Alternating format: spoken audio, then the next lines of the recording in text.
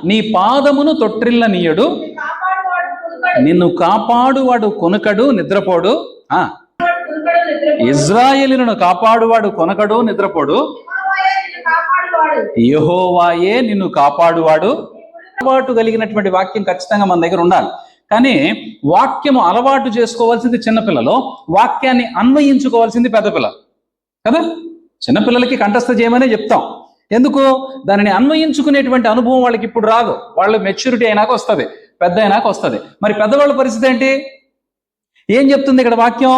నీ పాదములను ఇంకా కొనకడు నిద్రపోడు. ఆయన కొనకక నిద్రపోక నీ కొరకు పనిచేస్తుంటే నువ్వు ప్రశాంతంగా పడుకోవటానికి నీకు వచ్చినటువంటి నష్టం ఏంటి? ఇబ్బంది ఏంటి? దేవుడు నీ పక్షముగా కార్యం చేస్తా ఉంటే నువ్వెందుకు ఆలోచన చేస్తున్నావు? నువ్వెందుకు నీ కొరకు నువ్వు ప్రయాసపడేటువంటి ప్రయత్నం చేస్తున్నావు? దేవుడు నీ కొరకు ఒక కార్యము చేయటానికి ఆయన త్వరపడుతూ ఉంటే నువ్వెందుకు అడ్డుపడుతున్నావు? దేవుని కార్యము జరగకుండా అడ్డుపడుతుంది ఎవరు? దేవుడు చేసేటువంటి కార్యాన్ని తిప్పగలిగేటువంటి వాడు ఎవడు అసలు? మరి దేవుడు కార్యము చేయటం లేదు, లేకపోతే దేవుని కార్యము నువ్వు చూడట్లేదంటే దానికి కారణం ఏంటి? ఆయన పని చేస్తున్నాడు, నువ్వు ఆయన పనిని పాడు చేస్తున్నావు.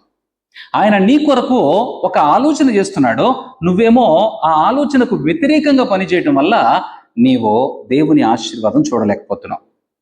ఇది ఎక్కడ జరుగుతుంది? నీ మనస్సులోనే జరుగుతుంది. నీ మైండ్ అంతా ఏం చేస్తుంది? నీకు తోచినట్టుగా నచ్చినట్టుగా చెత్త చెదారం అన్ని తీసుకొచ్చి నీ లోపల పెట్టి దేవుని యొక్క వాక్యము నీ మైండ్లో పని చేయకుండా, నీ మనస్సులో పని చేయకుండా పూర్తిగా దేవునికి వ్యతిరేకంగా నిన్ను నడిపిస్తా ఉంది.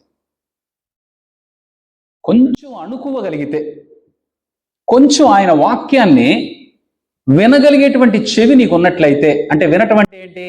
నువ్వు విన్న తర్వాత అది నీ లోపల పని చేయగలిగేటట్లుగా విన్నావు. చెయ్యకపోయినా చేసినా నువ్వు విన్నావు.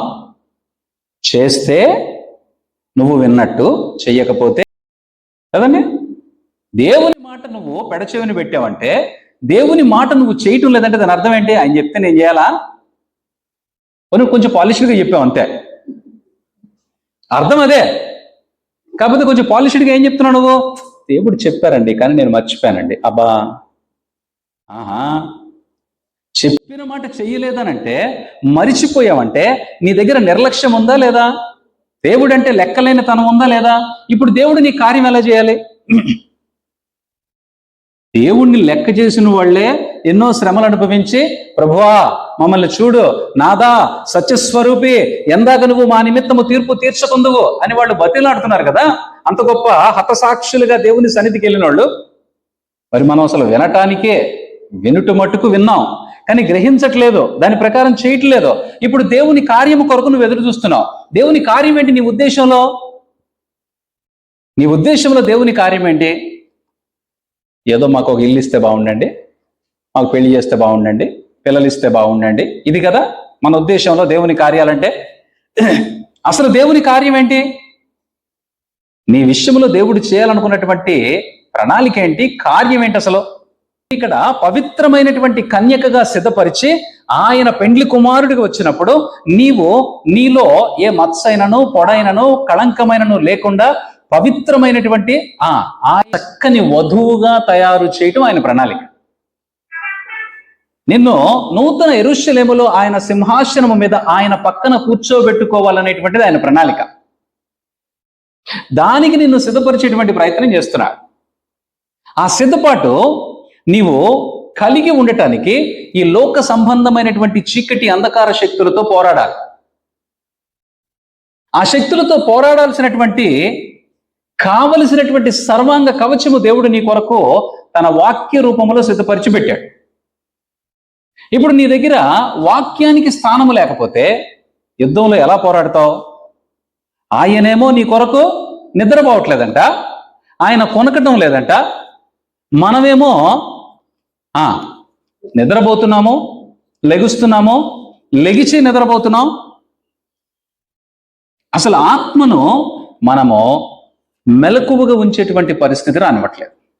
కొరకు ఒక కార్యం చేస్తున్నప్పుడు ఆ కార్యమును పొందుకోవటానికి లేదా దేవుని ప్రణాళికను నువ్వు అనుభవించటానికి ప్రయత్నము చేస్తే ఖచ్చితంగా దేవుని యొక్క ఆశీర్వాదాలన్నీ నువ్వు చూడగలుగుతావు. హల్లెలూయా.